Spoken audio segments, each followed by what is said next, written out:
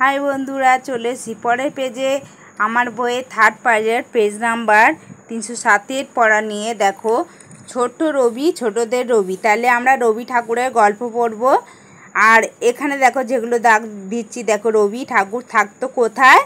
জোড়াসাঁকো, কলকাতার জোড়াসাঁকোতে। তাহলে রবি থাকতো কলকাতার জোড়াসাঁকোতে। ছোটোবেলায় সে একবার বোলপুরে বেড়াতে গেল। তাহলে কোথায় বেড়াতে গেল?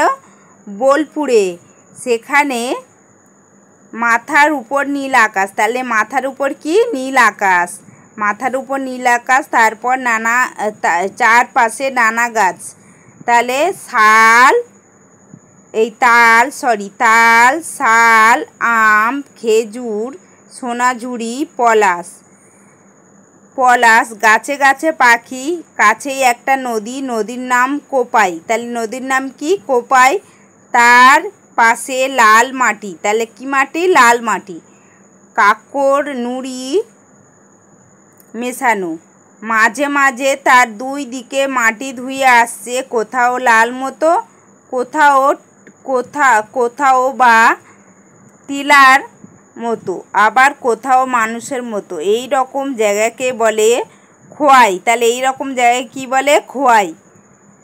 বুঝেছো? আর তারপর দেখো, সে খোয়াইয়ের দিকে বেড়াতে গেল। সে মজা করে ঘুরলো, খুঁজে খুঁজে নুড়ি পাথর কুড়োলো। বড় হয়ে রবি ঠাকুর বোলপুরে বেশি থাকতো। তাহলে কোথায় বড় হয়ে বেশি থাকতো? বোলপুরে বেশি থাকতো। ঘুরে ঘুরে দেখতেন অনেক কিছুই, কবিতা, গান, নাটক, অনেক ছবি আঁকতো। তাহলে কি করতো? অনেক কিছুই লিখতেন। তাহলে কি লিখতো? কবিতা, গান, নাটক আর অনেক ছবিও আঁকতেন। সেখানে ছোটদের স্কুল তৈরি করেন। তাহলে কোথায় ছোটদের স্কুল তৈরি করে? বোলপুরে। তাহলে ছোটদের স্কুল তৈরি করে বোলপুরে। স্কুলে বসতো গাছের তলায়। তাহলে কোথায় বসতো? গাছের তলায়। দেখো এই ছবিতে রবি ঠাকুর বসে আছে কোথায়? গাছের তলায়। আর চারপাশ ঘিরে দেখো ছেলে মেয়ে সবাই পড়ছে। তাহলে গাছের তলায় বসতো, সেখানে তিনি পড়াতেন। তিনি ছোটদের পড়ার মতো অনেক বই লিখেছেন। তাহলে তিনি ছোটদের পড়ার মতো অনেক বই লিখেছিলেন। অনেক কি লিখেছিলেন? বই লিখেছিলেন।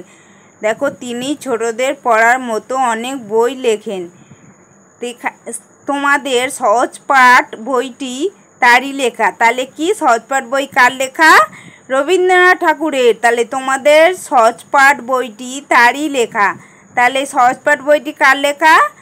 রবীন্দ্রনাথ ঠাকুরের। আমরা বলতে পারি সহজপাঠ বইটি কার লেখা? তোমাদের বলতে হবে সহজপাঠ বইটি রবীন্দ্রনাথ ঠাকুরের লেখা। এখান থেকে দেখো অনেক প্রশ্ন উত্তর পেয়ে যাবে। আমি দাগ দিয়ে দিয়েছি আর পড়িয়েও দিয়েছি। বন্ধুরা, তোমরা যারা বুঝতে পারোনি আমার কমেন্ট বক্সে জানাতে ভুলবে না। আমি তোমাদের অবশ্যই ফের বোঝাবো। আর এখান থেকে অনেক প্রশ্ন উত্তর দেখো যেগুলো দাগ দিয়েছি, এগুলো অনেক প্রশ্ন উত্তর পেয়ে যাবে।